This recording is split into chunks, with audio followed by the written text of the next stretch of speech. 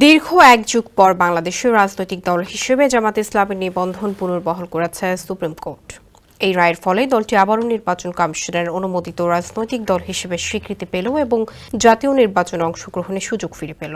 রোববার দেশের সর্বোচ্চ আদালত জামাতের নিবন্ধন বাতিলের 2013 সালের হাইকোর্টের রায় বাতিল করে নির্বাচন কমিশনকে আইনি প্রক্রিয়া অনুযায়ী পরবর্তী পদক্ষেপ গ্রহণের নির্দেশ দেন। বিষয়টি দেশি বিদেশি নানা সংবাদ মাধ্যমে গুরুত্বের সঙ্গে প্রচারিত হয়েছে।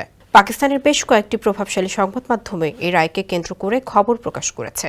পাকিস্তানের শীর্ষস্থানীয় সংবাদ মাধ্যম ডনের প্রতিবেদনে বলা হয়েছে, বাংলাদেশের জামাতে ইসলামের নিবন্ধন 2013 সালে হাইকোর্টের আদেশে বাতিল করা হয়। তবে সম্প্রতি শেখ হাসিনা সরকার ক্ষমতাচ্যুত হওয়ার পর দলটি ওই আদেশের পুনর্বিবেচনার আবেদন করে এবং অবশেষে সুপ্রিম কোর্ট তাদের পক্ষে রায় দেয়। স্যান্ডেলিনা সো, রূপচর্চায় আভিজাত্য।